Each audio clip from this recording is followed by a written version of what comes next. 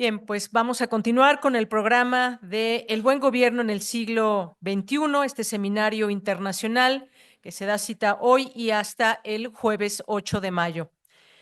Daremos inicio ahora a la conferencia magistral de inauguración, Las democracias desafiadas en el siglo XXI, y a continuación cedo la palabra a la moderadora, la doctora Carla Valverde Viesca, del programa de posgrado en Ciencias Políticas y Sociales de la UNAM.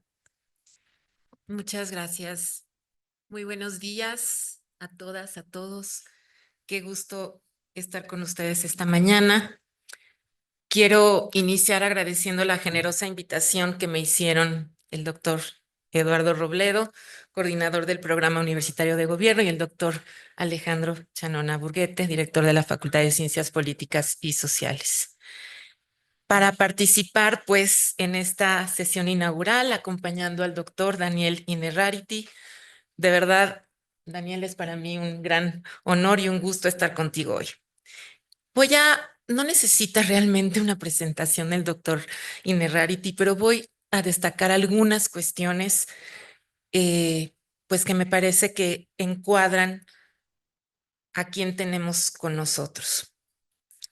Platicaba yo en el trayecto hacia esta conferencia con el doctor Luis Aguilar y ahorita también con algunas personas que sin duda el doctor Daniel Innerarity es uno de los pensadores contemporáneos más importantes de nuestro tiempo.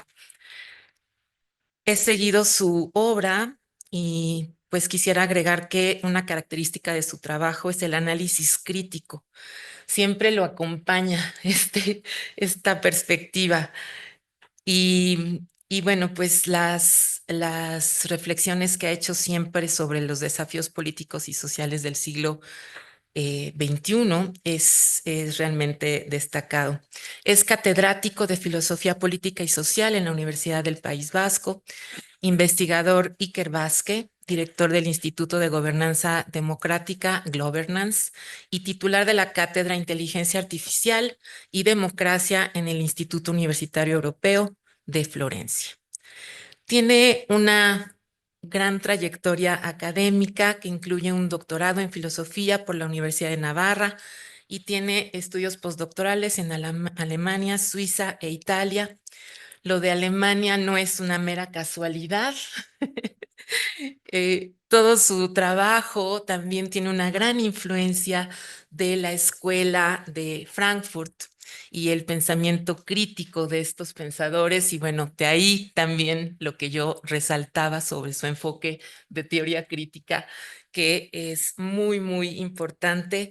Y bueno, pues ha estado como profesor e investigador invitado en diferentes instituciones, en diferentes países. Son muchos los países que ha visitado Daniel y bueno, pues nos da muchísimo gusto tenerlo ahora en nuestro país. Me reservo para después algunas reflexiones. Por favor, Daniel, adelante.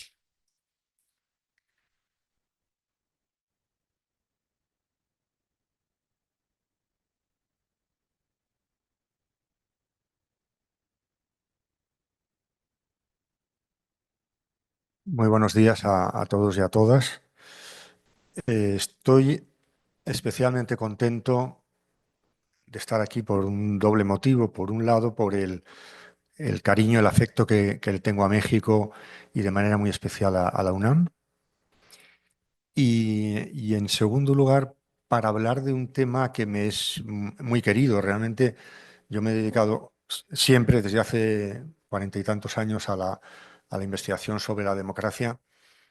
Desde los años 80, en que trabajaba con Jürgen Habermas, hasta mis dos últimos libros, una teoría de la democracia compleja y una teoría crítica de la inteligencia artificial.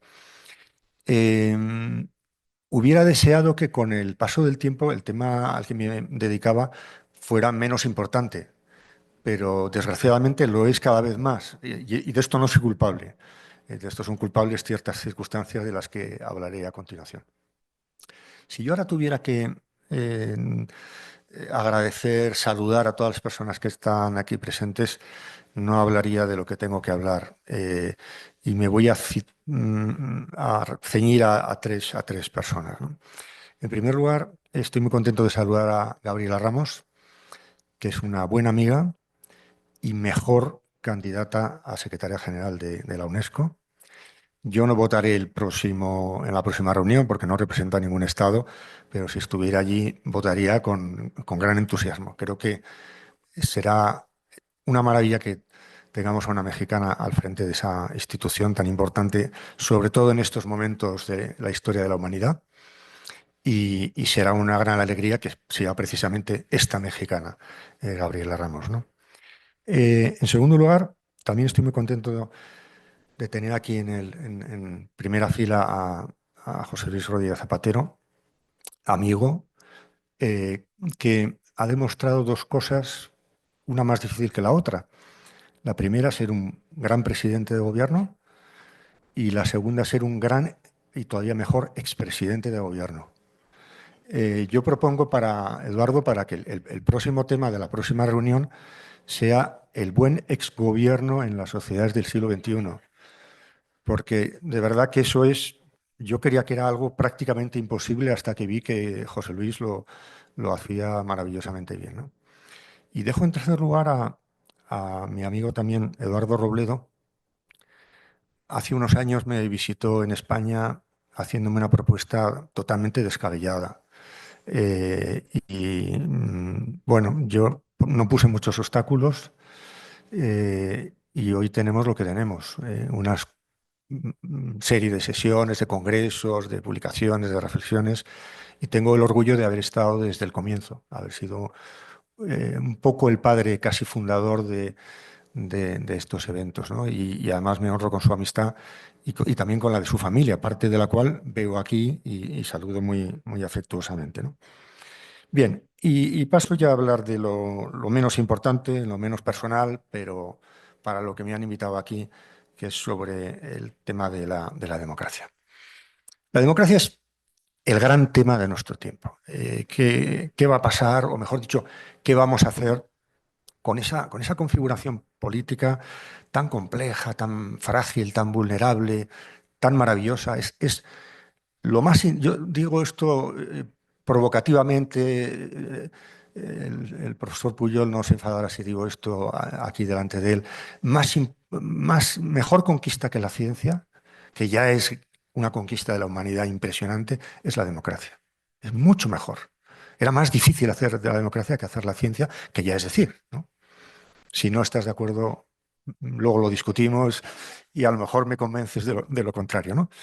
Eh, la cuestión es cómo articular gobiernos eficaces con otro tipo de valores que no tienen exactamente que ver con la eficacia, que tienen que ver con la soberanía, la responsabilidad, las emociones, las razones, etcétera, dadas las actuales condiciones, especialmente la complejidad de las sociedades contemporáneas.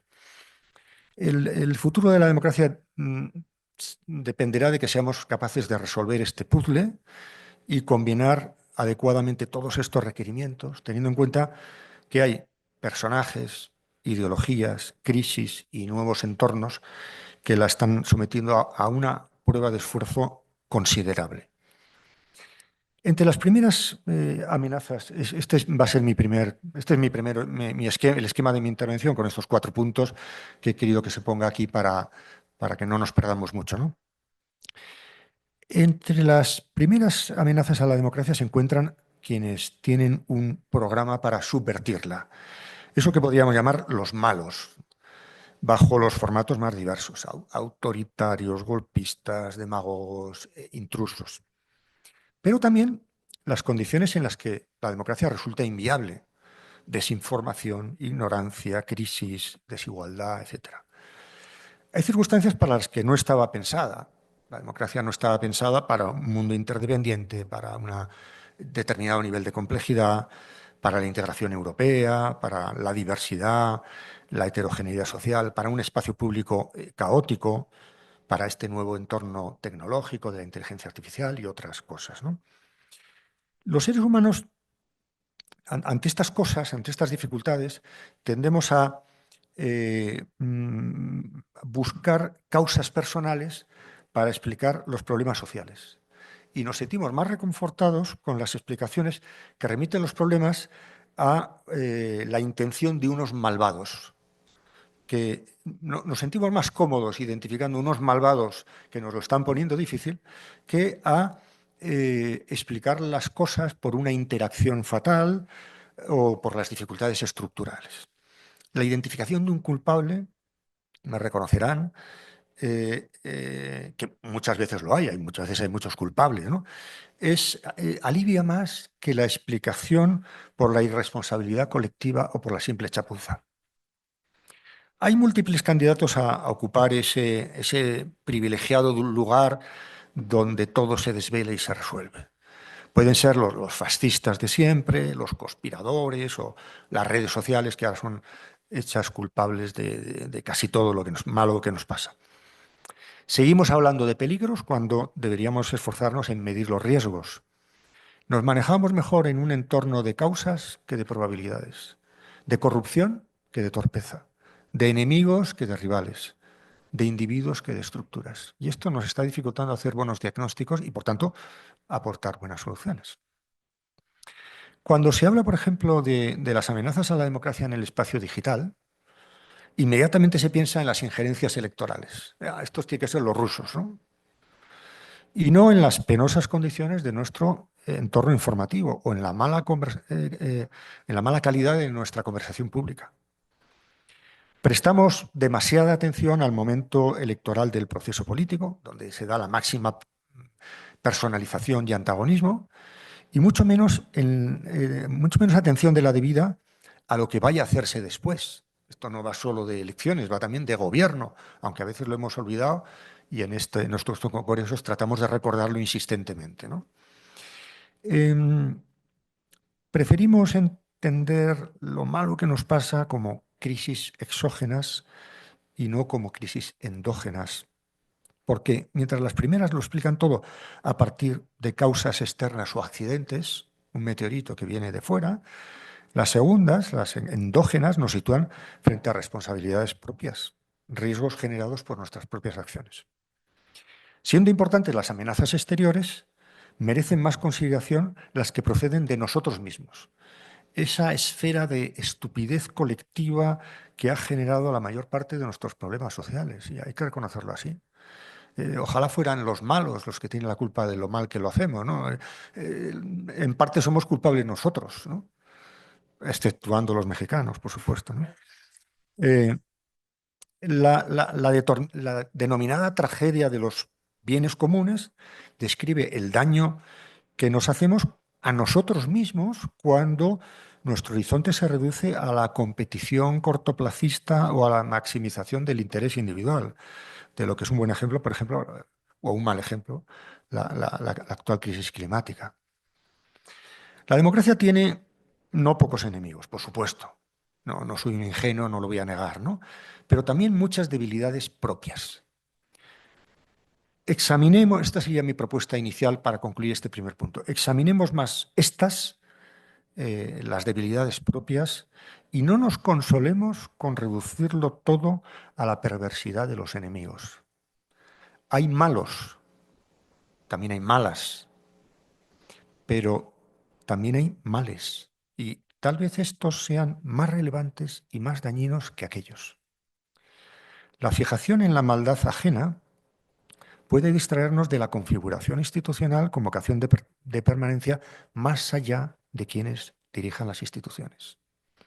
Es preferible trabajar para que haya buenas regulaciones, buena arquitectura constitucional, buena arquitectura política en general, que confiarlo todo a las buenas intenciones de quienes están eventualmente al mando. En cualquier caso, esta sería mi conclusión, si los malos en el poder pueden hacernos tanto daño como tememos o como ellos desean, es porque las instituciones no están bien diseñadas. Los errores de las personas solo adquieren grandes dimensiones si hay fallos sistémicos. Segundo punto, lo que he llamado la inestable estabilidad de la democracia. Parto de una constatación un poco incómoda, pero que creo que es real. Casi todos perdemos casi siempre las elecciones. Casi todos perdemos casi siempre las elecciones. Y cuando ganan los nuestros, tienen que gobernar con otros y nunca hacen lo que habíamos deseado. Yo creo que tenemos esa experiencia universal, ¿no? La condición del Homo democraticus es la decepción. Una decepción que se compensa con el hecho de que no hay nadie que se salga completamente con la suya. Yo estoy decepcionado, pero tú también. Es decir, el éxito de la democracia, dejadme decirlo así, consiste en repartir esa decepción con la mayor equidad posible, que todos estemos más o menos igualmente decepcionados. Eso es el éxito de la democracia. Por eso cuando aparece algún actor, luego diré algún nombre, que pretende llevárselo todo, o sea, no decepcionarse nada, entonces, ¿qué pasa? Que se disparan las resistencias, el juego se tensiona y acaba en un equilibrio que no resulta plenamente satisfactorio para nadie. Tampoco para aquel, es decir, tampoco para quien no quería compartir el poder con otros. En tanto que procedimiento para acomodar políticamente las diferencias, la democracia era esto, ni más ni menos, y es un gran logro. Que el poder político pueda ser conquistado por cualquiera en una democracia, también por quienes cuestionan sus valores, es una prueba de su debilidad y de su grandeza. La democracia es un sistema de gobierno, me gustaría recordarlo ahora también, ahora que nos sentimos tan inquietos por ciertas cosas que están pasando en el mundo, ¿no? La democracia es un sistema de gobierno abierto, imprevisible, indeterminado. Por eso no hay nada completamente asegurado frente al cambio, ni tampoco contra el retroceso. Pero al mismo tiempo, y esta es su grandeza, es un sistema que minimiza los daños del mal gobierno al limitar sus competencias y su duración. Toda la historia de la humanidad ha estado presidida por un modo de operar que consistía en que quien conquistaba el poder en una tribu, en un imperio, en lo que fuera, se creía legitimado para gobernar en todo y durante todo el tiempo posible. Y después de muchos años de experiencia de la humanidad, de fracasos, de conflictos, hemos inventado una cosa maravillosa. Quien gobierna, sea bueno o malo, gobierna por un plazo limitado y tiene un ámbito de competencia también muy limitado. Esto hemos cometido, o sea, yo creo que nos hemos acostumbrado a esto con tanta facilidad que nos parece lo normal. Y en la larga historia del género humano sobre la Tierra es una pequeñísima excepción, que esperemos que dure mucho. Los gobiernos tienen muchas dificultades para imponer su voluntad, especialmente en las sociedades democráticas, en la medida en que la democracia ofrece a los más diversos agentes muchas posibilidades de hacer valer su interés, de opinar, de protestar, de presionar, de negociar. La democracia se caracteriza porque pone el poder a disposición de muchos, porque muchos pueden más bien poco, aunque esta igualdad en cuanto a las posibilidades de influir no sea nunca completa. Hay algunos que pueden más que otros, evidentemente, ¿no? Pero hay muchos que podemos más bien poco, a diferencia de las sociedades no democráticas en las que pocos pueden más bien mucho. Esto puede resultar un engorro para quien gobierna. Cuando uno habla con alguien que gobierna, enseguida le pone por delante las dificultades de sacar adelante cualquier cosa, ¿no? Pero contiene al poderoso y sobre todo permite cambiarlo. Cambiar al poderoso es nuestra gran conquista. Por mucha importancia que tenga la elección, pese a la centralidad del gobierno, los principales actos democráticos son dos: resistir y deselegir. En la imprevisible diversidad de una sociedad democrática no hay acción a la que no corresponda una determinada resistencia, ni iniciativa sin oposición.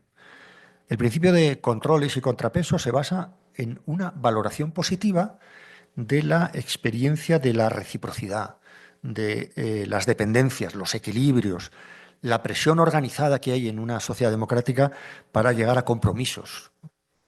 La democracia es la institucionalización productiva de este principio de resistencia, de contrapesos, de protestas, etc.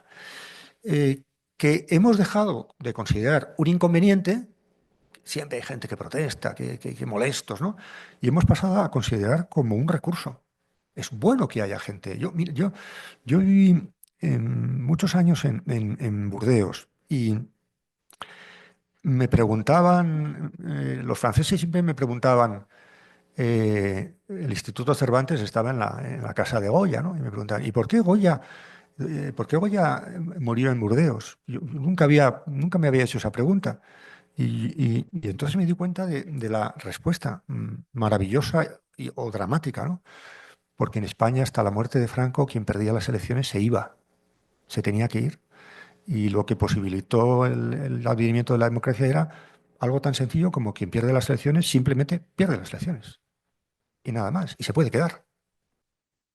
Bueno, en el caso de Goya no es que perdiera las elecciones, perdió más cosas, pero bueno, se puede decir en este contexto, ¿no? Por eso puede decirse que el elemento, lo voy a decir un poco provocativamente, pero soy filósofo, nadie es perfecto, y esto es lo que a mí más me gusta. El elemento más importante de la democracia, ¿cuál es? La oposición. La posibilidad y legitimidad de oponerse. Gobiernos los hay en todas partes. En todos los países del mundo, más o menos, hay gobiernos. Pero no en todos hay oposición. Solo las democracias permiten que se configure una oposición a la que no se le condena al ostracismo ni se le corta la cabeza. Es más, se le da un puesto en el Parlamento y se le da un tiempo para hablar y tiene un derecho a discutir cualquier medida gubernamental. Como dice Preborsky, la democracia es un sistema en el que los partidos pierden las elecciones. Os propongo que invirtamos la mirada, ¿no? Pensamos, la democracia es el partido en el que alguien gana, ¿no? Bueno, eso es lo de menos, eso es lo más visible. Lo menos visible y lo más valioso es que alguien pierde las elecciones. Y no pasa mucho. Hombre, si pierden los míos pasa bastante, yo sufro mucho, pero, pero tengo paciencia y puedo esperar 4 años, ¿no? La democracia, propongo que nos fijemos, como lo miremos esto con ojos nuevos, ¿no? La democracia permite hablar a los adversarios del gobierno. Del mismo modo que la ciencia, aquí estamos en una institución científica, la ciencia fomenta la disputa en torno a las hipótesis posibles. En la ciencia estamos acostumbrados a discutirlo todo. Y si encima uno es filósofo, estamos acostumbrados a que encima en la filosofía no hay ninguna pregunta impertinente. Y tú puedes estar en un congreso de filosofía y alguien sube a este lugar y dice que la realidad no existe. O que la verdad no es lo que pensamos, o a que estamos dormidos y todo es un engaño. Y ese señor se llamaba Descartes, que era un gran filósofo, ¿no? Y no lo hemos matado. Es más, ¿no? Ha generado grandes avances en la historia de la filosofía, ¿no? Es decir, en ciencia estamos acostumbrados a que todo es discutible y hay hipótesis peregrinas que hemos comprobado falsas y otras que hemos comprobado que eran verdaderas, ¿no? Eh, el derecho. ¿El derecho qué hace? El derecho sienta en la misma sala a los litigantes. Esto es un gran invento. ¿A quién se le ocurrió poner en la misma sala a los litigantes? La educación. ¿Qué es la educación? La educación nos ha habituado al contraste a que nos familiaricemos con las experiencias de otros. La educación, la escuela, es un lugar donde uno se encuentra con experiencias personales diferentes, distintas. Luego está el conocimiento reglado, pero eso es lo de menos. Lo importante es que uno se encuentra con eso, ¿no?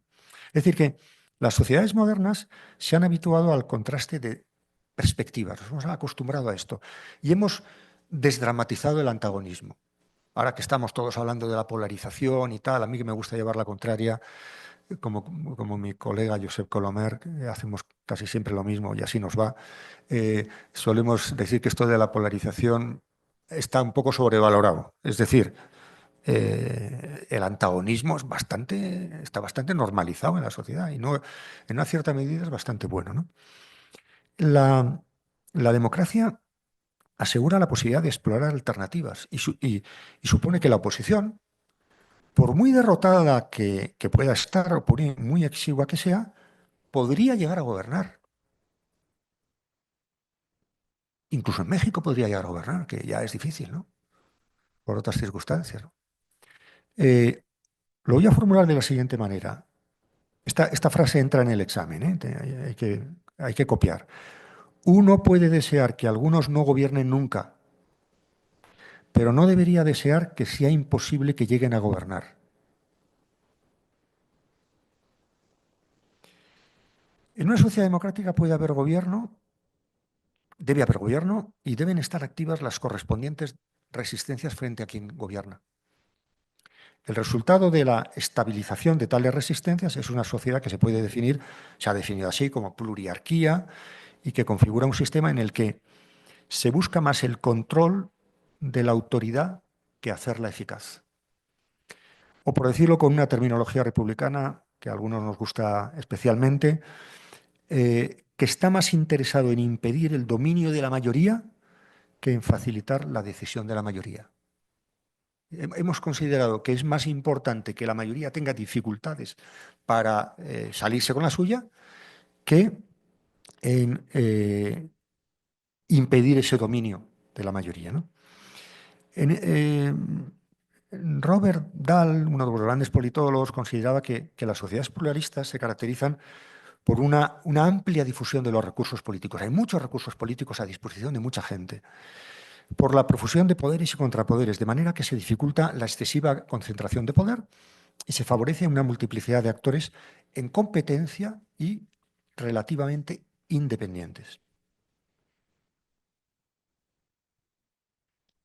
Por supuesto que sigue habiendo fenómenos de concentración y aspiraciones de hegemonía, pero la lógica de la multiplicación es más persistente que la de la concentración. Todo esto confiere a la sociedad democrática una peculiar inestabilidad. Inestabilidad que a su vez resulta más estable de lo que solemos suponer. La crisis, es decir, el cuestionamiento de los marcos políticos, la modificabilidad de las instituciones, la previsionalidad de los consensos, las posibilidades de cambio a disposición de los más diversos actores, la rivalidad alternativa entre concepciones del mundo, valores, intereses. La crisis es el estado normal de las sociedades. No es nada crítico que la sociedad esté en crisis. En una democracia, la condición normal de las cosas es la crisis. Pues bien, esta sería mi tesis de este segundo punto. Aquello que parece hacerlas vulnerables a las democracias es lo que las dota de una especial fortaleza. La división del poder, su provisionalidad, la protección de la crítica, la configuración de alternativas, su capacidad de aprendizaje, es aquello que les permite sobrevivir a las crisis. Ya sé que no es una concepción muy ambiciosa de la democracia o que podría parecerlo, pero al final lo mejor de esta forma de gobernar, de esta forma de organizar la política, es que legitima la resistencia y está abierto al cambio, que es posible echar a quien gobierna. Mi tercer punto, erosión y resistencia de la democracia. Cualquier gobierno, también y especialmente, y aquí voy a descender a algún detalle concreto y a hablar de algún actor concreto, cualquier gobierno, y también especialmente aquel que se presenta como autoritario o regresivo, suscita formas de resistencia. En una democracia y en el contexto global no hay acción sin reacción, no hay decisión sin protesta, soberanos que no sean observados. Quien actúa en un mundo global e interdependiente se enfrenta a las consecuencias de lo que hace de una manera especialmente intensa. Pues bien, el principal adversario de los gobiernos despóticos es el principio de realidad. Es decir, el choque con las resistencias de los gobernados y con las aspiraciones del resto de los actores políticos, en el plano interno y en el plano internacional. El mejor defensor de nuestros derechos y libertades es, voy a citar a nuestro querido Borges, aquel laberinto de los efectos y las causas, que según él era la causa de nuestra diversidad y a la que había que estar muy agradecido. Ese laberinto de efectos y causas en el que vivimos. Por supuesto que hablar de un principio de realidad no implica que alguien disfrute del monopolio de establecer lo que debe considerarse real, puesto que el pluralismo ideológico consiste precisamente en que no hay una definición indiscutible de realidad. Me refiero a algo más elemental que se opone a las pretensiones de control. La simple resistencia de las cosas a ser gobernadas frente a cualquier tipo de gobierno. Una resistencia que se dispara todavía más cuando ese gobierno pretende ejercerse de modo autoritario. El activista, el actor político, se topa muy pronto con la agregación, lo que podríamos llamar la agregación de los rechazos. Cuanto más autoritario eres, más facilitas que se agreguen los rechazos. Con una física social que, más que ofrecer palancas, iniciativas o puntos de Arquímedes, está llena de vetos, bloqueos, inflexibilidad e impedimentos. Así funciona nuestra física social en una sociedad compleja, y yo diría que afortunadamente. Examinemos el nuevo gobierno de Trump, que por si no lo sabéis es un gobernante de un país que está allá encima, y las posibles resistencias que habrá de encontrar. De entrada, hoy he desayunado con mi colega José Colomer y le he adelantado esta hipótesis porque él conoce mucho mejor esto que yo, y me ha dicho que es correcta, con lo cual me atrevo a seguir adelante. De entrada, hay muchas circunstancias que parecen presagiar que se saldrá con la suya, sobre todo si tenemos en cuenta el desmontaje minucioso de los tradicionales checks and balances de la democracia liberal. Dispone de la mayoría de las dos cámaras, ha erosionado en buena medida la independencia del Poder Judicial, se ha hecho con el favor de influyentes medios de comunicación, como el Washington Post, ¿quién lo iba a decir?, o las redes sociales, como X. No trata tanto de adelgazar la administración, lo cual no es un gran problema, incluso yo podía estar de acuerdo con él, como de neutralizar su carácter de contrapeso del gobierno, y eso es otra cosa ya más seria, ¿no? Ahora bien, tal vez el Congreso le recuerde que no puede desmantelar unilateralmente áreas del gobierno sin su aprobación. Los jueces ya han dicho que es ilegal el intento de cerrar la Agencia de Ayuda al Desarrollo. Podría ocurrir que incluso un Tribunal Supremo, dominado por republicanos, falle que el presidente ha excedido sus límites. ¿Podría ocurrir esto? También es previsible la activación de contrapoderes de diverso tipo, tanto en el plano institucional como en el social. Las elecciones legislativas del año que viene serán un momento de validación o rechazo. Ya tenemos encuestas que indican cosas no muy positivas para él. Se opondrán a muchas de sus medidas los estados dirigidos por los demócratas, por supuesto, incluso aquellos cargos republicanos que dificultarían su reelección si apoyaran ciertas leyes o la supresión de ciertos proyectos de infraestructuras. Los funcionarios se defenderán en los tribunales, se están defendiendo en los tribunales frente a la eliminación de agencias y ministerios.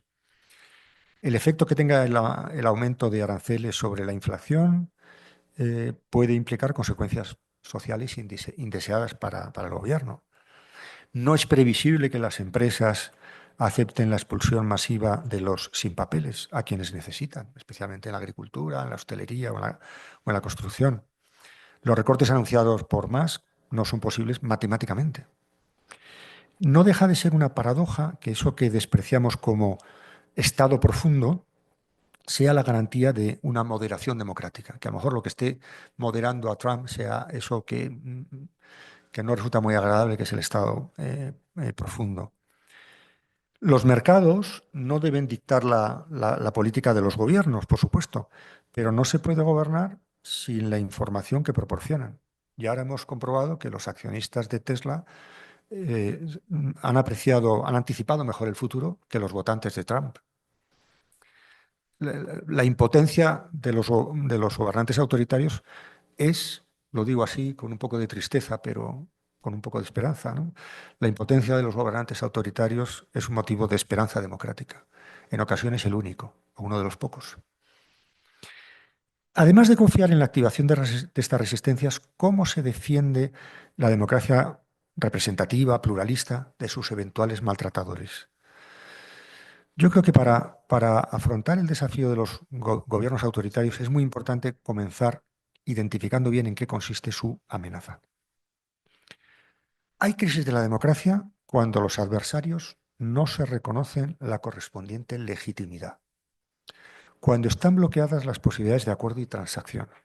Cuando el cambio de gobierno es inverosímil, por exclusión o por una desigualdad consolidada en cuanto a las posibilidades de competir.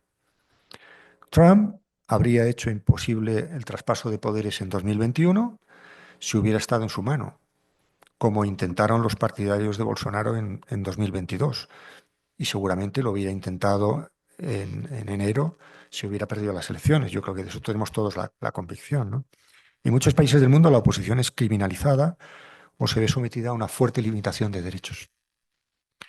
La democracia no se erosiona tanto por el contenido, por las políticas públicas que se llevan a cabo, como por las formas, porque se maltratan los procedimientos y especialmente aquellos procedimientos que permiten la configuración de alternativas. Este ataque puede ser físico-verbal, desde el asalto a las instituciones cuando se han perdido las elecciones, hasta declarar ilegítimo al gobierno que simplemente no nos gusta. El gobierno de José Luis Rodríguez Zapatero fue declarado ilegítimo por la oposición desde el primer día y así sobrevivió durante muchos años, ¿no? Con esa sospecha mendaz de ilegitimidad, ¿no? La democracia requiere una peculiar cultura política que se deteriora cuando una parte de la sociedad considera que quienes no comparten la propia visión pueden ser excluidos del campo de juego, cuando se arroga una representación que no le corresponde, si trata a los adversarios como enemigos, si plantea sus opiniones políticas como no susceptibles de transacción y compromiso, cuando extiende demasiado el perímetro de sus convicciones no negociables o abusa de las disyuntivas y las incompatibilidades. El respeto a los adversarios es necesario para que, ganen o pierdan, formen parte de nuestra comunidad política. Yo creo que esto es muy importante y a veces lo perdemos de vista. Nuestros adversarios son de los nuestros, forman parte de nuestra comunidad política. Simplemente han perdido las elecciones. O yo diría, afortunadamente ha perdido las elecciones, ¿no? Y la primera forma de respeto consiste en que las elecciones proporcionen iguales oportunidades a todos los que aspiran a gobernar. Estos procedimientos pueden estar viciados, de manera que excluyan sistemáticamente a unos. Pero también ocurre que, siendo justos los procedimientos, son impugnados por aquellos que han perdido y sin más razones que el desagrado por haber perdido. Una de las propiedades más importantes de la democracia es que, más allá de la mera existencia de la oposición, que como he dicho es muy importante, se asegure la lealtad de quienes deseaban otro gobierno. ¿Cómo aseguramos la lealtad de quienes han perdido? De las minorías que han quedado fuera de la mayoría gubernamental. De manera que sus decisiones, las decisiones del gobierno, por muy contrarias e incluso equivocadas que les parezcan, sean consideradas vinculantes y legítimas también por quienes no están a favor del gobierno. Este es el núcleo de la cuestión. Se trata del famoso llamado consenso de los perdedores.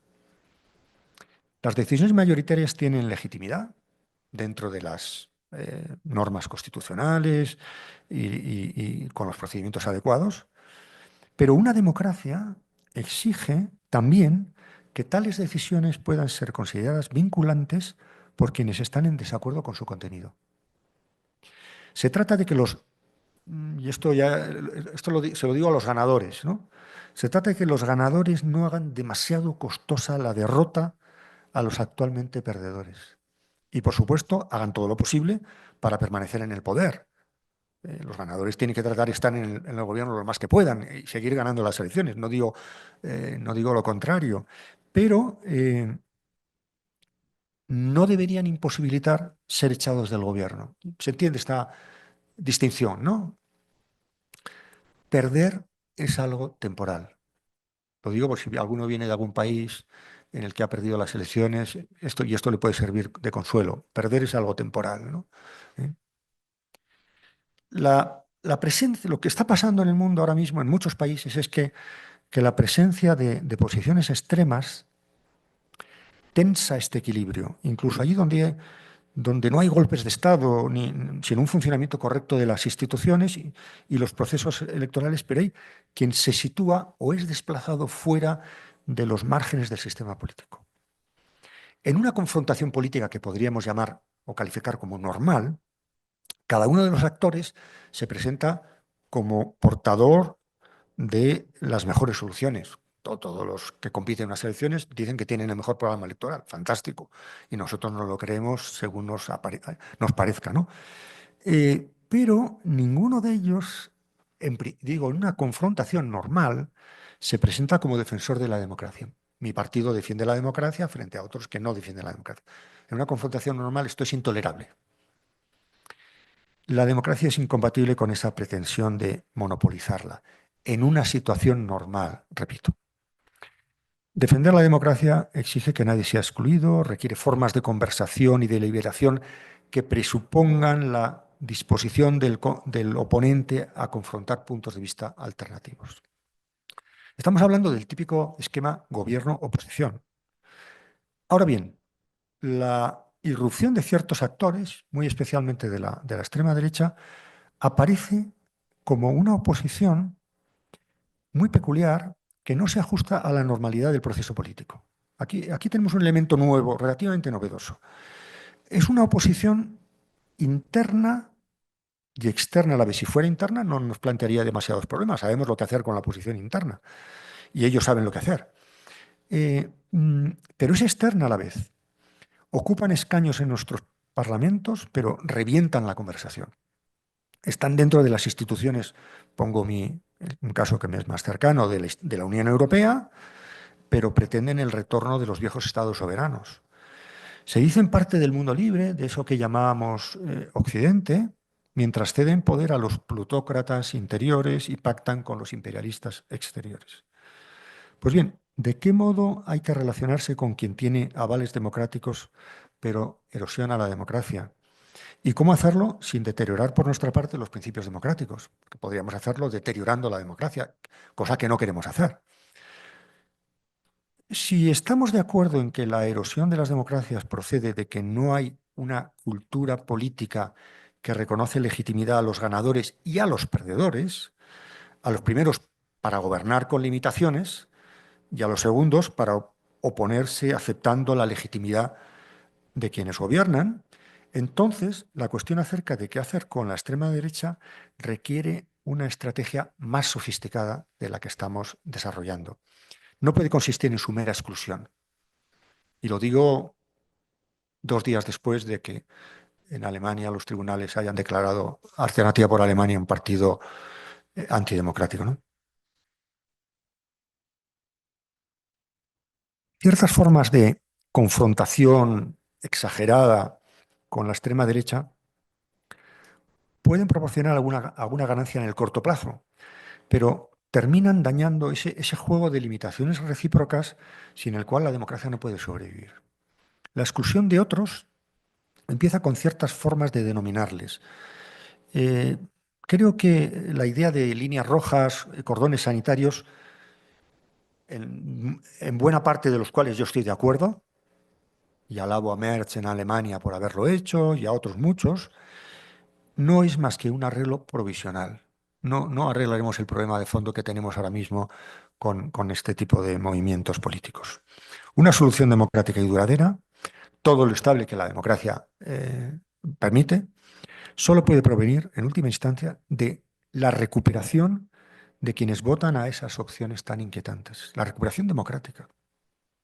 La defensa de la democracia, la defensa democrática de la democracia consiste en restar plausibilidad a quienes la erosionan con argumentos que apelan tramposamente a ella o abogan sin más, lo cual ahora está muy de moda, ya lo dijo Peter Thiel en Estados Unidos y Elon Musk y Donald Trump se lo han querido a pies juntillas, por encontrar fuera de la democracia a los problemas, soluciones a los problemas de la gente. La torpeza de las soluciones que plantean no nos exime de abordar los problemas para los que las extremas derechas son una pésima solución. Y paso al último punto. Vuelve la historia. Llevábamos mucho tiempo, mejor dicho,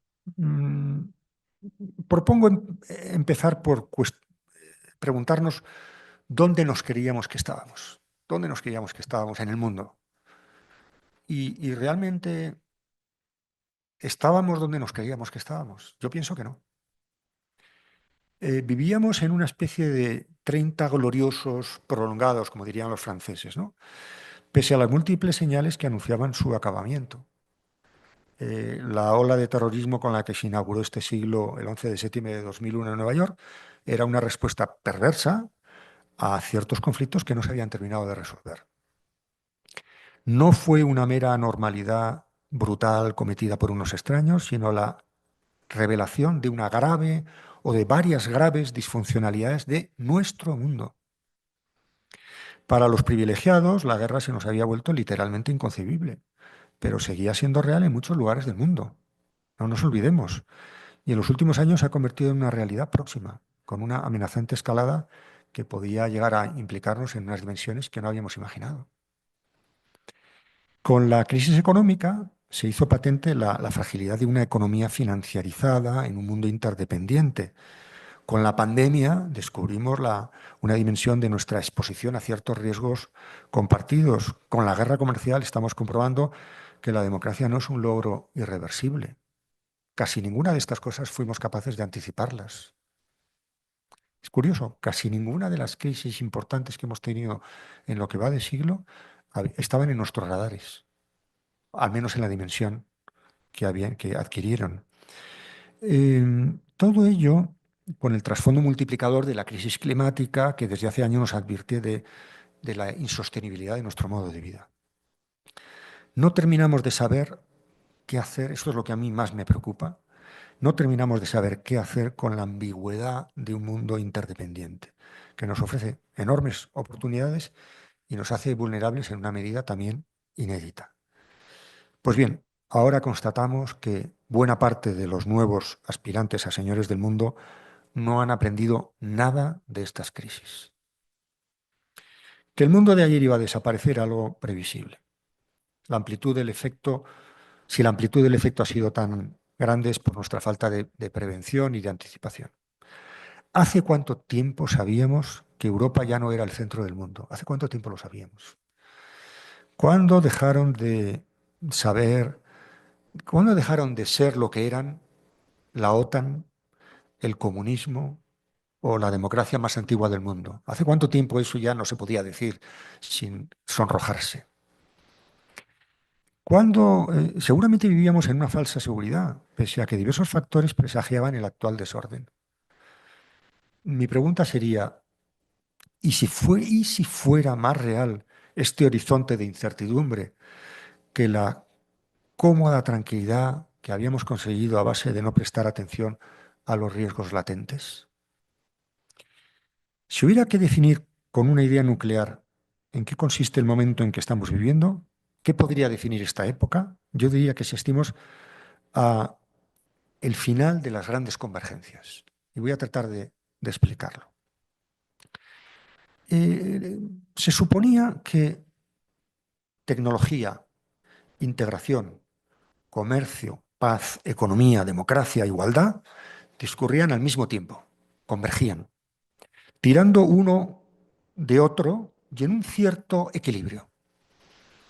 Pues bien, la actual guerra de los aranceles pone de manifiesto que no siempre el dulce comercio del que hablaba Montesquieu genera convivencia entre quienes lo practican, sino que es posible hacer la guerra con el comercio. China es una muestra de que el desarrollo económico se puede llevar a cabo sin el menor reconocimiento de los derechos humanos y sin ningún atisbo de democratización. Es posible. Esto contradice nuestros manuales con los que hemos estudiado. En la Unión Europea hemos comprobado que la creación de un mercado común no conduce necesariamente a la integración política, amenazada ahora debido a una fuerte presencia de la ultraderecha, como volver a una más estricta intergubernamentalidad. Y por supuesto lo que no habíamos pensado es que esto nos iba a suponer una integración en términos de seguridad, en términos militares. Eso nos parecía innecesario o imposible, ¿no? El auge Hay un fenómeno que me interesa por mi vinculación con Alemania, ¿no? El auge de esa ultraderecha en la antigua República Democrática Alemania ha sido el partido ganador en los Länder orientales.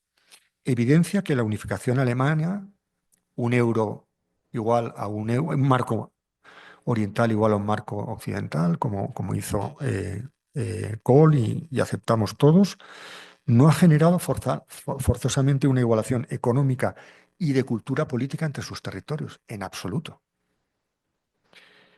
El lugar común de que no hay evolución autoritaria en los países de renta alta, de que la democracia solo colapsa en países con poco desarrollo económico, empieza a resultar una hipótesis que podría desmentirse. Podríamos tener regresiones democráticas en países muy desarrollados económicamente.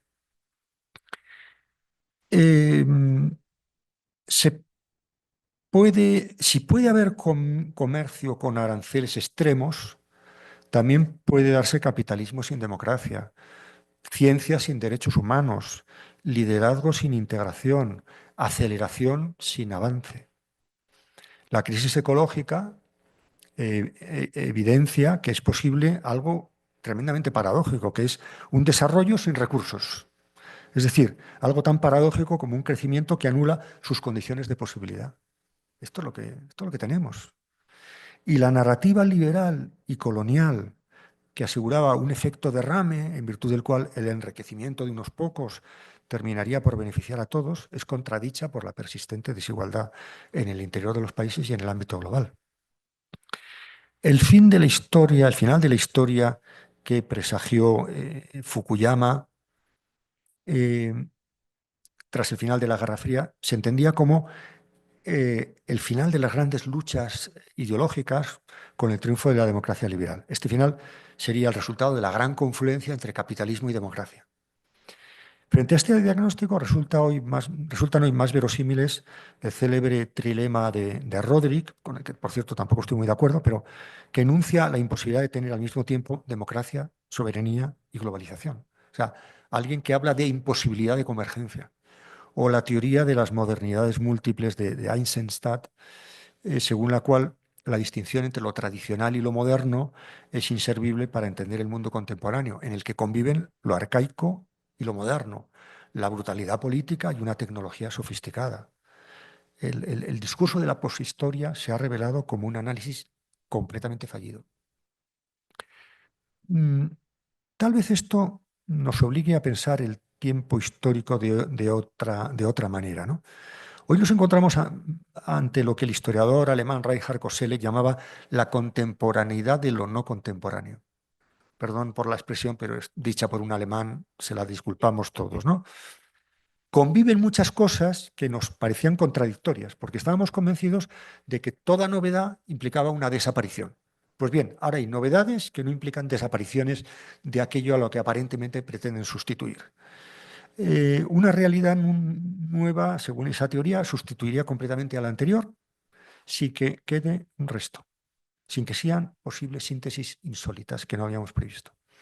Uno de los ejemplos más elocuentes de esta coexistencia es lo designado por el término tecnofeudalismo. Fijaos bien, ¿no? Tecnofeudalismo, que puedan darse simultáneamente el capitalismo tecnológico y un autoritarismo que no sabemos si denominar como pre- o postdemocrático, ¿no? ¿De qué estamos hablando cuando decimos que vuelve la historia y qué es exactamente lo que vuelve? A mi juicio, la historia reaparece fundamentalmente bajo tres categorías que voy a examinar brevemente para acabar: controversia, decisión y retroceso. Empecemos por lo primero, la controversia. Volvemos a un entorno de conflicto, confusión, desorden, contingencia, inseguridad, incertidumbre. Vuelven incluso las hipótesis más descabelladas, entre las cuales la más perturbadora a la que me acabo de referir es la guerra. De entrada, ¿qué es lo que ha pasado en estos últimos años? Que ha disminuido el nivel de acuerdo en torno a la realidad, llamémoslo así. Instituciones y consensos son cuestionados. La nueva litigiosidad produce alianzas insólitas y surgen rivalidades entre viejos socios. La versión más radical de este incremento de la controversia es la pretensión de los llamados hechos alternativos. Es decir, personas que directamente niegan que exista un espacio de confrontación de la propia teoría, como que llamamos genéricamente la realidad, que no sabemos muy bien lo que es, pero algo debe haber que limite, condicione, acredite o desacredite nuestras opiniones, ¿no? Dejo aquí porque esto es un problema filosófico en el que me encantaría entrar, pero tenemos que llegar a comer, ¿no? Dentro de un rato, ¿no? Eh, la historia se recupera también como oportunidad. Vuelven eso que he llamado la decisión, ¿no? ¿Qué vuelven? Vuelven las encrucijadas, las disyuntivas, por aquí o por acá, por acá. Las decisiones que tienen que adoptarse con pocos datos, poco tiempo y que son trascendentales. Europa, que es lo que yo conozco un poco mejor, está en estos momentos ante este tipo de decisiones. Hay que tomarlas con cierta rapidez, pocos datos y con un elemento de apuesta que no nos asegura que vayan a salir del todo bien. Pero hay que tomarlas, porque si no se tomarán solas, peor. No quiere esto decir que vayamos a entrar en algo definitivo, en una decisión que ya nos pone en un horizonte definitivo, sino más bien todo lo contrario, en una inestabilidad provisional y seguramente con algo más va a haber algo más de desorden. Siento no tener muchas buenas noticias que daros hoy en día, ¿no? Pero no soy un predicador, soy un filósofo y esto me obliga a decir lo que creo que puede ocurrir. Eh, Vamos a tener delante un mundo más caótico, más desordenado de lo que estamos acostumbrados a gestionar. Punto. Y vuelve también la posibilidad del retroceso. La fragilidad del mundo, de las instituciones de la globalización, que van a ir, no digo desmontándose del todo, pero sí cuestionándose y se van a ir retirando. Se retiró Gran Bretaña de la Unión Europea, se ha retirado ya de varias y probablemente se retire de más, de otras más, etcétera, ¿no? Vuelve la desconsolidación de las conquistas, la reversibilidad democrática, la contingencia de los avances, el cuestionamiento de la ciencia. ¿Quién lo iba a decir?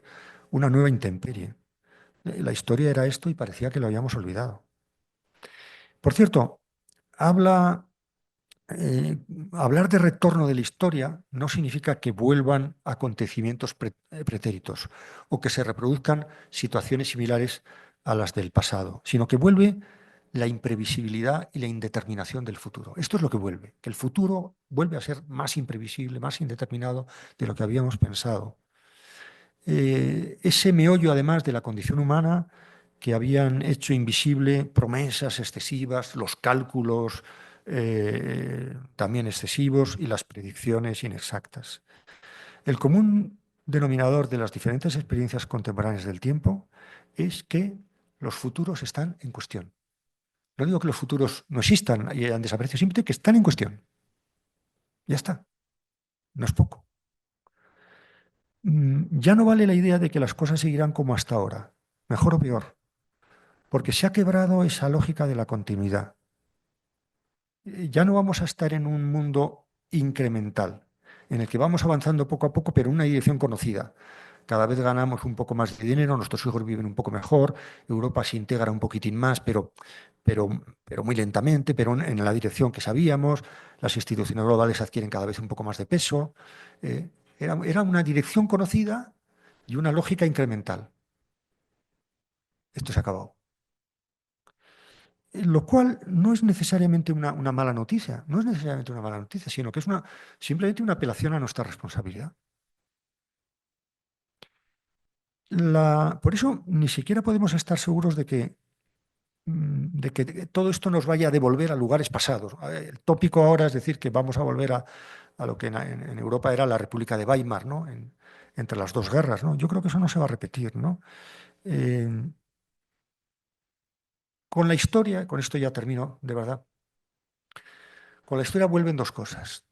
Vuelve la preocupación y vuelve la esperanza. La preocupación y la esperanza.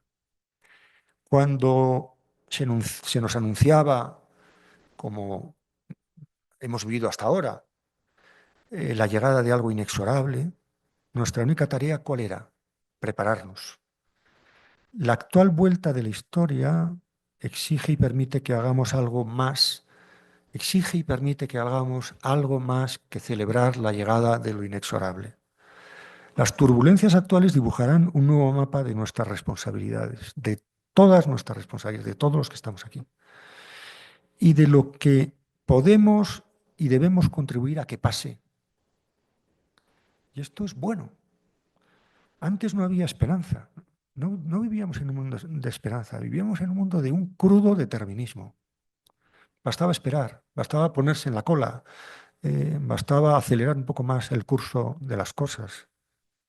Había mejora mecánica, había progreso irreflexivo. No esperábamos lo mejor, sino que lo sabíamos.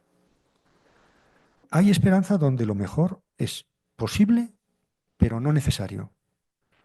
En cuyo caso no hablaríamos de esperanza, sino de certeza, que es precisamente lo que no tenemos o tenemos en poca medida. La esperanza es una expectativa en medio de la incertidumbre. Esta sería mi definición. La esperanza es expectativa en medio de la incertidumbre.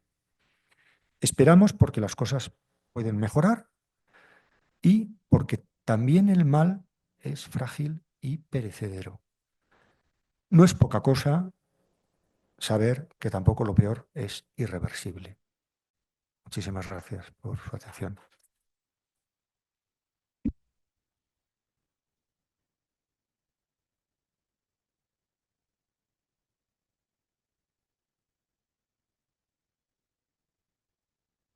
Muchas gracias, Daniel. Bueno, yo les advertí que el pensamiento de Daniel se basa en el análisis de la teoría crítica. Y bueno, pues creo que nos ha movido a todos de nuestro asiento y de nuestros constructos, de nuestras estructuras. Y bueno, pues esta presentación que nos haces, que es característica de todas las presentaciones que yo he escuchado de ti, nos invita a desafiar, ¿no? Lo político, lo social. Y me encanta esta frase de vivíamos en el crudo determinismo y ahora tenemos una expectativa en medio de la incertidumbre a la que denominas la esperanza. Es un principio también filosófico que me parece muy relevante. Voy a hacer un comentario muy breve. Aquí tenemos algunas preguntas que ya nos hicieron llegar porque, bueno, pues las personas quieren escucharte. Entonces, bueno, me permití organizar unas cuantas reflexiones en torno a la obra de Daniel Innerarity, que he seguido desde hace algunos años. Y me atrevería a decir que son 5 los ejes temáticos que a lo largo de esta trayectoria que tiene caracterizan su obra y que me parece que además están interconectados. Por una parte, la transformación de la política, que si no mal recuerdo, pues es una de las primeras grandes obras que presentaste por ahí del 2002, en donde se analizan los cambios más importantes de la naturaleza de lo político, el poder, la esfera pública en la era de la globalización. En este trabajo que a mí me parece muy vigente ahora que estamos también frente a una nueva geopolítica, Daniel argumenta que la política tradicional es obsoleta. ¿Frente a qué? Frente a la interdependencia global y a la aceleración tecnológica. Y eso pues nos lo advertiste hace más de 20 años. Un segundo eje tiene que ver con gobernar la complejidad. Aquí tiene varias como sublíneas. Una es la democracia del conocimiento, donde nos habla de cómo nuestro conocimiento está disperso, es controvertido, y aquí propone desde entonces fomentar la inteligencia colectiva y gestionar el conocimiento eficazmente. Una segunda línea que se deriva de esta gran idea de gobernar la complejidad es la sociedad del desconocimiento. Esta obra es del 2022 y aquí nos habla sobre esta paradoja en términos de la sobreabundancia de información que tenemos, pero que esto genera una mayor sensación a los seres humanos de ignorancia y de dependencia con los saberes mediatizados. Hay una tercera línea que se deriva de esta, que es la democracia compleja. Y aquí hay un texto muy importante que se llama Una teoría de la democracia compleja, donde argumenta sobre la democracia y cómo ciertamente hacia el siglo XXI lo que vemos es cómo se vuelve cada vez más complejo para gobernar eficazmente las realidades, las con plural, porque bueno, ya lo vimos, ¿no? No hay una sola realidad, aunque queramos que el principio se establezca, pues el principio mismo nos revela que hay muchas. La tercera línea de su trabajo es la que yo denomino gobernanza global, riesgo y post-soberanía. Aquí en esta línea también hay varias obras. Tiene una con Solana en 2011, otra de él de 2013, pero lo que hace es analizar la interdependencia global y los riesgos compartidos. Aboga por transitar de la soberanía a la responsabilidad y por nuevas formas de cooperación global. También explora modelos de gobernanza más allá del Estado-nación. La cuarta es política para tiempos perplejos. En esas obras, como La política en tiempos de indignación de 2015 y esta de Política para perplejos de 2018, analiza dimensiones afectivas y éticas de la política contemporánea, como la indagación, la indignación, la incertidumbre, la necesidad de hospitalidad. Y la última, que a propósito es su último libro, tiene que ver con la inteligencia artificial y la democracia. Su texto, muy reciente, que por cierto acaba de ser galardonado con el tercer premio de ensayo Eugenio Trías, recientemente en noviembre de 2024, se llama Una teoría crítica de la inteligencia artificial. Y aquí, pues cuestiona la gobernanza algorítmica. Les invito a leer eso y bueno, vamos a tener su presentación próximamente, la próxima semana, allá en el posgrado, y propone un contrato social tecnológico para tomar decisiones éticas sobre la inteligencia artificial. A propósito de este premio Eugenio Trías, escuché tu intervención y me enteré de tu cercanía ahí con Eugenio Trías y con este concepto de límite y el concepto de complejidad, que me encantaría que en algún momento nos comentaras esa anécdota que narraste en esa presentación en España y que pues les va a develar un poco más sobre esta, pues no es una mera casualidad el título de tu libro y esta influencia teórica que yo menciono. Tenemos ya varios comentarios, varias preguntas y nada más diré que esta presentación que nos has hecho pues es el reflejo de estas 5 líneas temáticas que me parece que engloban tu obra, por eso me permití pues presentarlas para que el público conozca que es una interconexión de saberes y que pues tú estás presentando ahora en estos ejes la convergencia de esas líneas. En esta primera, los malos y los males de la democracia, donde nos dices que hoy pues se rehúye, ¿no?, a los principios de la democracia liberal y cómo se seducen las sociedades con una promesa de eficacia inmediata. Ay, muchas gracias. Gracias, gracias. Una más. Pero bueno, aquí adviertes un riesgo que creo que vale la pena mencionar y es el riesgo, el que el mayor riesgo no viene solo de ellos, ¿no? Sino de nosotros mismos. ¿Por qué? Porque, y esto lo mencionas un poco más adelante en tu texto, mm, hay que aceptar, ¿no?, una ilusión de que la democracia es lenta y demasiado torpe frente a la velocidad prometida por la automatización algorítmica. Es decir, la lentitud democrática no es un fallo, es una ventaja cognitiva, nos recuerda Daniel en este texto. También nos habla de la inestable estabilidad de la democracia. Y ahí hay cosas importantísimas para entender la resistencia y cómo hay una condición normal de las cosas a la crisis y hay que estar abiertos al cambio. La tercera parte de su exposición, erosión y resistencia de la democracia, de verdad me encantó esta frase de perder es algo temporal y me recordó la novela de Malena Busquets de También esto pasará, ¿no? La cuarta vuelve la historia y esta síntesis que nos haces. Y bueno, cierro diciendo que pues también tú propones que la digitalización no es una anomalía y que la historia nos enseña que frente a cada nueva tecnología, del ferrocarril al internet, las sociedades han tenido que inventar a tientas nuevos pactos sociales. El nuestro aún está por escribirse. Aquí está la esperanza siempre en tus reflexiones. Y bueno, pues en tiempos de algoritmos, defender la democracia es defender nuestra capacidad de imaginar lo que todavía no existe. Así cierra sus reflexiones en esa obra que les menciono, Daniel. Entonces, pues muchas gracias por esta intervención y voy a comentarte sobre algunas de las preguntas que nos están haciendo. Son varias, pero bueno, te comento.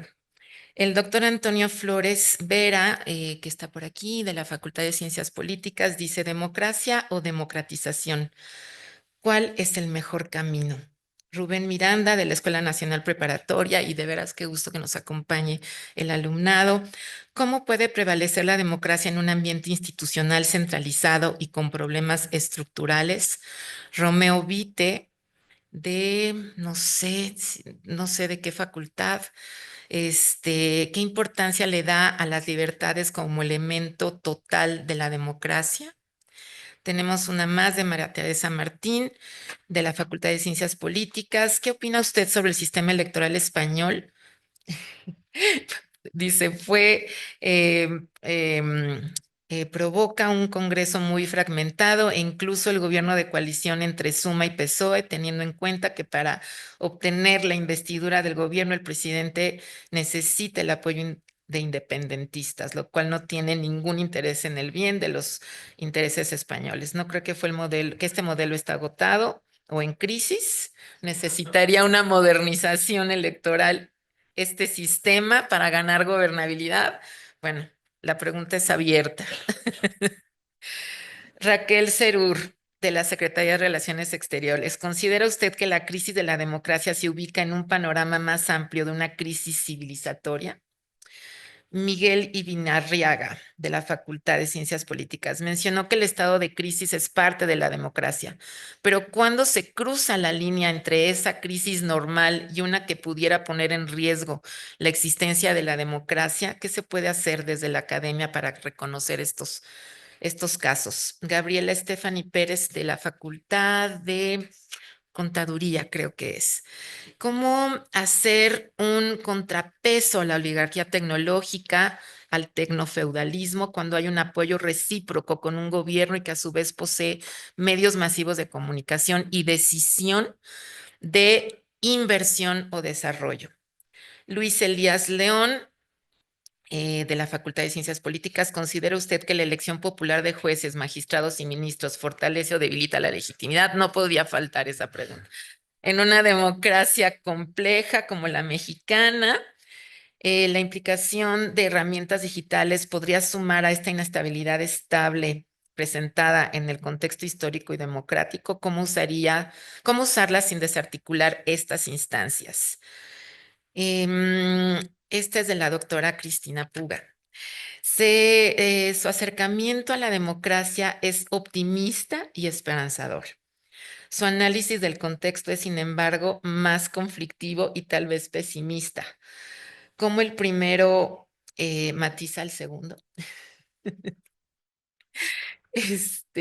Una más de Marla Rivera, que nos dice: podemos hablar de autoritarismo democrático en un entorno en donde existe el apoyo de millones de votantes y bajo ese amparo se debilita o diluye el sistema de pesos y contrapesos y la oposición simplemente no tiene voz, es rechazada o invalidada. Tampoco podía faltar esta pregunta. Es decir, la democracia formal o electoral sin sustancia, que no es constitucional, puede seguir llamándose democracia. Y con esto cerramos las preguntas que, como ves, son vastas. Adelante. No hay problema. No hay problema. ¿Qué tal se oye? Muy bien, ¿no? ¿Me prestas? Sí. No hay problema. Puedo responder a todas con una condición, y es que renunciemos también a comer y simplemente vayamos de aquí a cenar. O sea, si el profesor Robledo nos da permiso y suprimimos la comida y vamos directos a la cena, yo respondo a todas las preguntas. No sé si bien o mal. Como yo soy el primero que votaría en contra de esa medida, voy a hacer una síntesis de lo que pueda, ¿no? Pido perdón por la mm, formal falta de respeto que sería no contestar a todas con el detalle y aunque alguna no contestar en absoluto porque no tengo tiempo, ¿no? Voy a hacer una reflexión general porque atraviesa varias preguntas que se me hacen y las contesto indirectamente. Yo creo que la derecha y la izquierda siguen existiendo, siguen siendo categorías válidas para entender lo que nos pasa y cómo se organiza el campo político. Lo que pasa es que esa categoría se ha suavizado un poco, por otro lado se ha radicalizado, pero se ha suavizado, y los ejes de confrontación se han enriquecido. Ya no es uno de derechas compitiendo con uno de izquierdas, sino que hay un feminismo más liberal contra un feminismo más, no sé cómo llamarlo. Es decir, hay muchos ejes de confrontación que conviven y complican mucho más el terreno del juego. Y entonces ya no te encuentras al típico personaje de derechas, ya no te lo encuentras. O al típico personaje de izquierda, casi no te lo encuentras. Es más, yo de eso estoy muy agradecido, porque los típicos personajes de algo suelen ser muy falsos, porque nadie somos típicos, todos somos producto de un puzzle, tomamos una cosa de aquí y de allá, somos conservadores en lo gastronómico y revolucionarios en lo tecnológico. Podemos ser mil cosas y eso está bien, ¿no? Pero llevo un tiempo pensando que hay un nuevo eje de confrontación, que lo voy a simplificar mucho, pero que creo que nos puede servir para tomar posición en lo que está pasando hoy en el mundo. El eje de confrontación se refiere a los que tienen mucha prisa y a los que tienen mucho tiempo, frente a los que tienen mucho tiempo. Es decir, hay una especie de, personifico en Musk, Trump, Thiel, Zuckerberg, etcétera, a los que dicen los problemas del mundo ya no son resolubles dentro del marco democrático, que es un marco pesado, lento, burocrático, donde hay que escuchar a mucha gente y tal, y lo mejor es que cerremos el Parlamento. No lo dicen así porque es muy brutal, entonces lo que hacen es, por poner una metáfora, como la motosierra o la racionalización de la administración, donde no quieren, bueno, y asociar la palabra Estado a burocracia. El Estado es verdad que es muy burocrático y el Estado funciona muy mal en muchas cosas, pero la idea de Estado, el concepto de Estado, como el concepto de democracia, responden a unos procedimientos que garantizan ciertos valores. Entonces, cuando alguien dice esgrime una motosierra o dice que nos dejemos de bobadas y que vayamos directamente a resolver el problema, en el fondo lo que está queriendo decir es ahorrémonos un trámite tan engorroso como pedir la opinión a la gente. Y tener en cuenta el impacto que las medidas de gobierno ejercen sobre la gente. Esto es una tontería que se inventó Montesquieu, Rousseau. Vayamos a un modelo. Peter Thiel lo dijo ya hace unos años, ¿no? Los problemas del mundo contemporáneo no se resuelven en el marco de la democracia, se resuelven en el marco de una cosa que ellos no se atreven a llamar como los llamaríamos nosotros, pero que tiene que ver con la eficacia administrativa, de regulación, libertad, tal. Por cierto, compatible perfectamente con que, qué casualidad, eso suele dar lugar a gobiernos con una concentración de poder bestial. Es curioso que haya un discurso de desregulación, libertad de mercado, innovación, que esté generando gobiernos que tienen una concentración de poder que ya les gustaría, no sé si les gustaría, pero en fin, que no los ha habido en otros momentos de la historia. Frente a esto, ¿qué es lo que hay? Lo que yo llamo los lentos, como categoría, ¿no? Los lentos son personas que dicen, eh, cometemos menos errores pasando por todos los procedimientos que algunos consideran pesados, burocráticos y lentos, que con la prisa que se ahorra esos pasos. Yo el otro día estuve en una en un foro económico de una región española que no voy a mencionar aquí, en la que unos empresarios decían, aquí en esta región tú intentas hacer una obra del tipo que sea, una empresa, ¿no?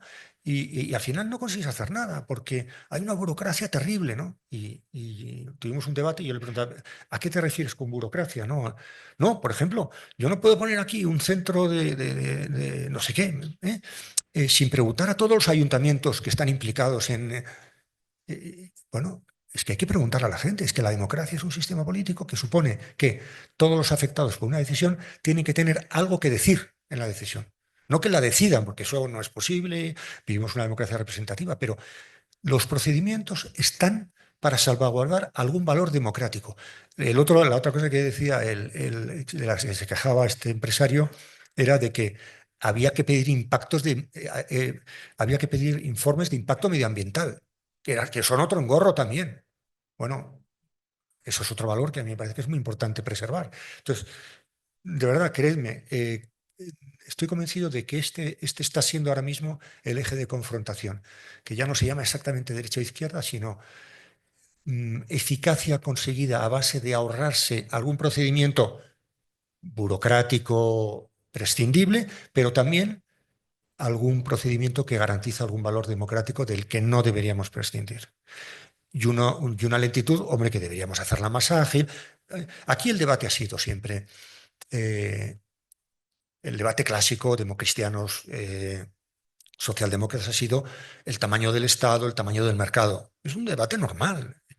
Yo acepto perfectamente que alguien me diga, este Estado es demasiado grande, hay que darle otro formato, o que haya gente que me diga entre los liberales, hay que facilitar la innovación, tal. Ese debate es normal, ese debate no pasa nada, lo asumimos con tranquilidad. Lo que yo me resisto es a que los términos del debate se planteen suprimiendo uno de los elementos. Y creo que es en lo que estamos ahora, ¿no? Bueno, respecto de casi todo lo demás. Bueno, he dicho, voy a dar titulares de prensa, perdonadme, pero yo estoy empezando a tener un poco de hambre, ¿no? Y sobre todo quiero escuchar a varios que hablan después. No hay soluciones no democráticas a problemas democráticos. Y es complicadísimo. ¿Verdad? Convencer a la gente es muy complicado.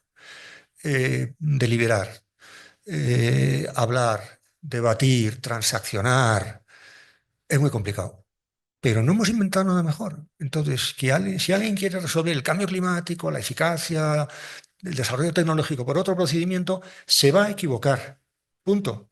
La democracia es un sistema de gobierno que se justifica básicamente por valores. Es moralmente superior. El sistema democrático protege mejor ciertos valores. Pero eso lo dice todo el mundo.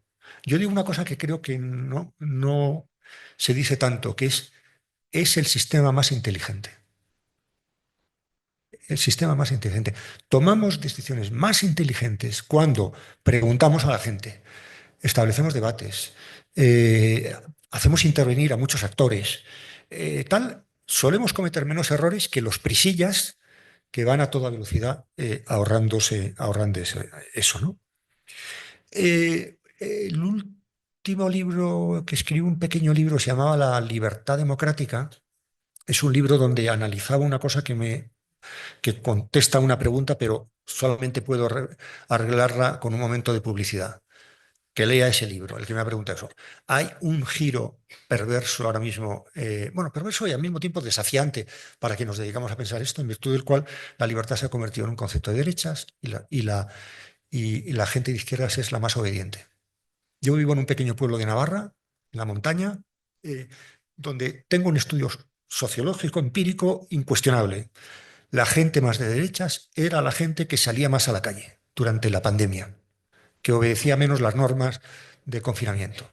Y la gente más de izquierdas era la gente más dócil y más obediente. Esto conecta además con una cosa muy española que es la picaresca. Me he comprado un perro, qué gracia. Pues no me hace ninguna gracia que te hayas comprado un perro porque sé por qué te has comprado un perro, para pasearlo. Hoy he salido 2 veces a hacer la compra, pues no me hace ninguna gracia. Bueno, creo que hay ese juego pero no estoy en condiciones ahora de explicarlo. El sistema electoral español, sí que voy a decir una cosa. El presidente Rodríguez Zapatero igual tiene, bueno, yo creo que coincidiremos en esto. Yo, yo soy nacionalista vasco y el nacionalismo vasco históricamente, lo digo con orgullo, ha defendido a la República Española, ha combatido al franquismo, ha estado en los gobiernos, fundamentalmente en los gobiernos progresistas, y cuando ha tenido que apoyar a algún candidato no progresista, lo ha hecho apelando a la estabilidad del sistema, y ha sido un elemento de centralidad en un país donde no hay un partido liberal, que lo podía haber hecho como en Alemania. Otra cosa es el asunto de los catalanes. Yo no soy catalán y yo no hablo en su nombre, pero desde luego creo que los vascos, también los vascos nacionalistas, que habremos cometido muchos errores, en los momentos fundamentales, y los líderes que a mí me representan han tenido un papel que no tiene nada que ver con el desinterés, con haberse desinteresado completamente del interés general y bien común español. Me parece que eso se puede decir, ¿no, José Luis? ¿Se puede decir? Sí. Bien, bueno. Eh, bueno, y ya está. Dejadme que no hable de los jueces, de la reforma judicial. Tengo opinión, ¿eh? Tengo opinión, y tengo opinión también de lo que está pasando en España con el Poder Judicial, pero prefiero acabar esto con una nota así más bien positiva, ¿no? Y sin entrar en barrizales, ¿no? Para los que tampoco estoy muy legitimado. Gracias.